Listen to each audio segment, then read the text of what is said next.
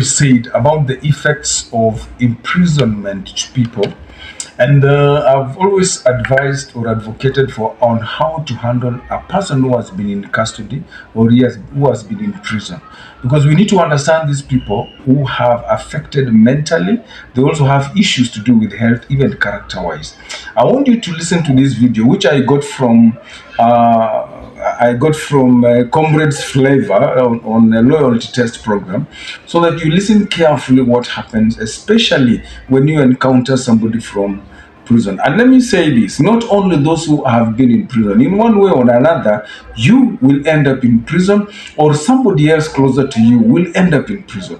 But this is a very exact effects of imprisonment. Kindly listen to the reaction of the woman and reaction of the man.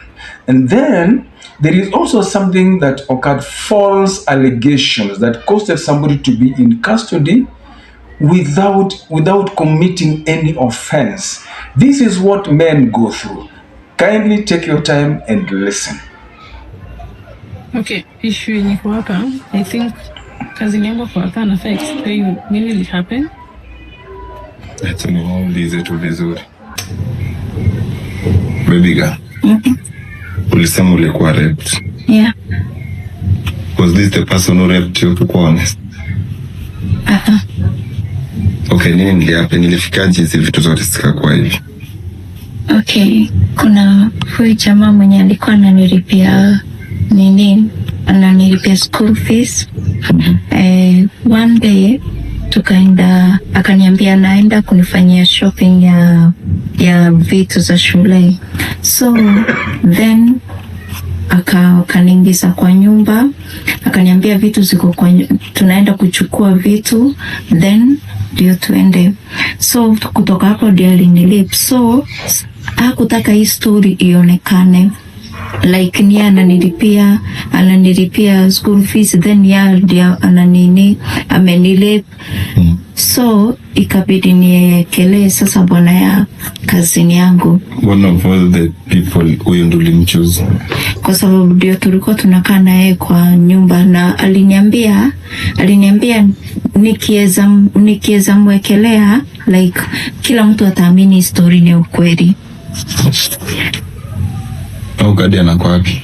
Au mtu alikuwa anakulipa? Alishakufa.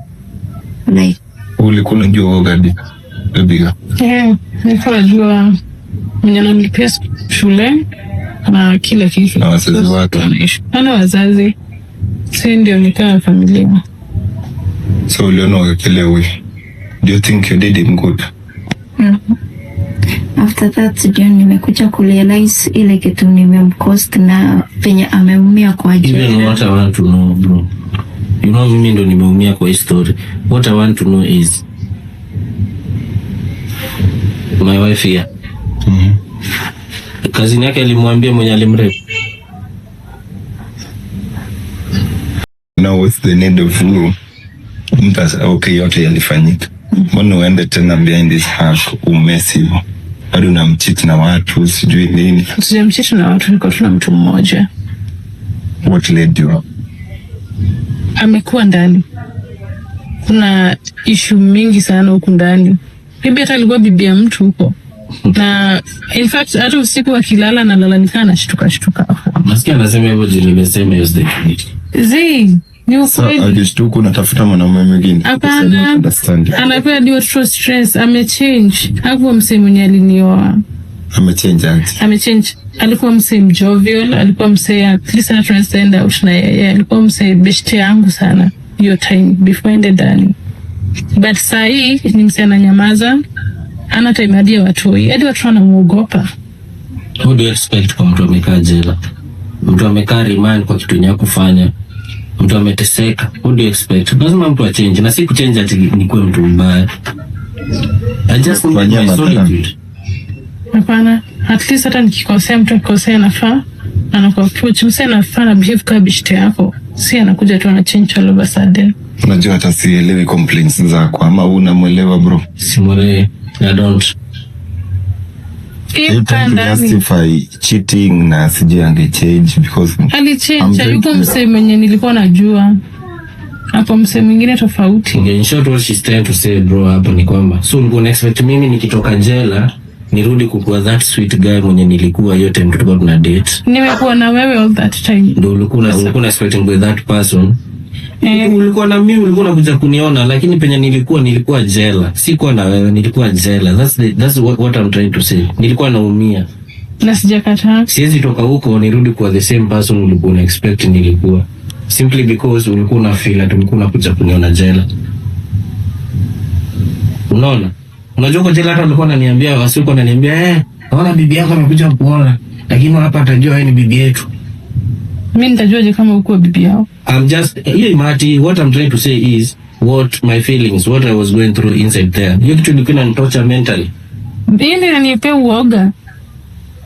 Just juu nafikiria aje. So ukaona the best way you cheat on me. Hiyo ni kutafuta shoulder to lean on. Okay. So is this guy to you, Sai? Gani? You're kiting. Mtu tunafanya. In short, you don't love him, Mama. What are we even solving up? Because I don't understand the way. I think the whole thing ilikuwa my cousin explain mbona alimwekelea. Na wewe, do you love your guy? For now, siwezi sema nampenda. There are a few things that are coming out of this, and of course, that is now what we call deception, manipulation, and and lies. And actually, something was framed up against somebody very innocent. My question is, and it looks like the lady was trying to protect the provider, the person who was providing for her, paying for fees and all that stuff. But my question is, how can morality, how far can we go to crucify somebody for the benefit of ourselves? How far can we go to put somebody in prison for something he never committed, and you blatantly, with dry eyes, in our community we just say dry eyes, lying before the magistrate and giving false accusations, false evidence, false testimonies for somebody who never committed an offense, and you simply say he raped me. How far can we go on this? And I think it's high time now the authorities look at it from a very different perspective, that anybody who deceives courts, I know there is malicious prosecution that we can pursue, and I know many Kenyans don't know about that.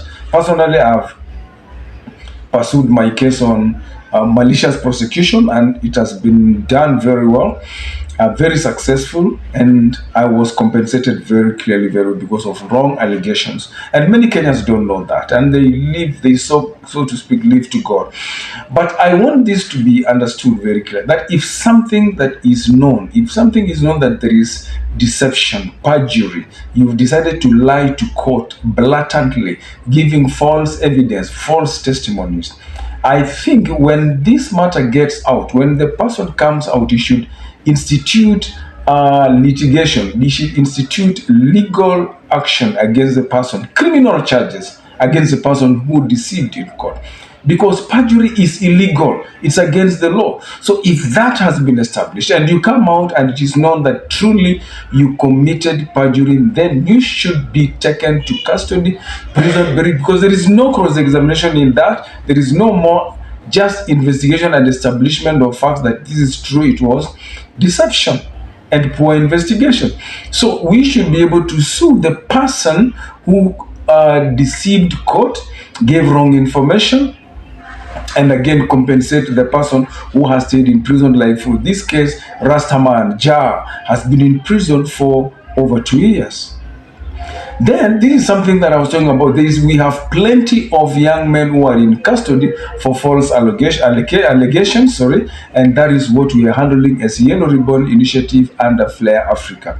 Now, something else that has come out, which is now key in our area of operation. Listen to what the woman says, that the man, since he came out of custody, he is a different person. He is not jovial, he is on his own, he is very quiet. I want, and I understand the woman. For at this point, I understand the woman because even me, when I came out, I was institutionalized. Many people who have come out of prison are very quiet. They don't want anything to do with anybody. In fact, there is a young man who is coming out of prison and he says, when I go out, I would rather live with animals than live with humanity. Because he was framed up with a charge of murder on something he never committed. He has been in custody for over 6 years, remand prison. Up to now, he says, I even don't want anything to do with my wife, my children. I don't want to deal with anybody. That is institutionalization, living in fear, dehumanized. Everything about humanity is out of them. So it requires, and this is my utmost prayer. We have had a radio program with Radio Waumini and others going through interviews. It is very great importance that when somebody gets out of custody, he should be taken for medical checkup. Let him get into be socialized. Let him be humanized again. Let's bring out the human. Let's go to theaters, go to sessions for outgoing, go visit, go to Mombasa, have leisure, go for medical massage, go for medical checkup, go for counseling, go for every other thing that you can do to bring up the humanity in you.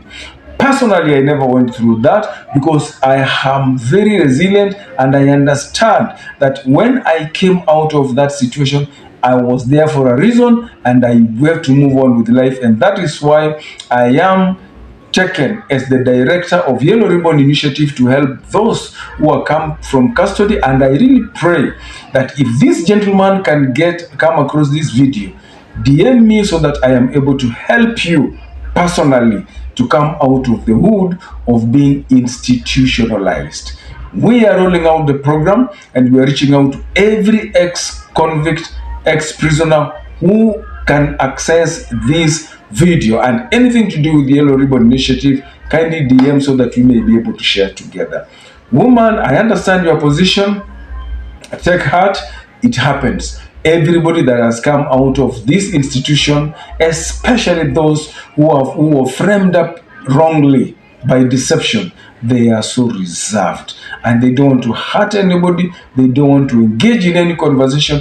They want to be themselves. They have so many questions in their mind that they are not answered. So many unanswered questions. And these are the people who need to be humanized again so that they come back to life.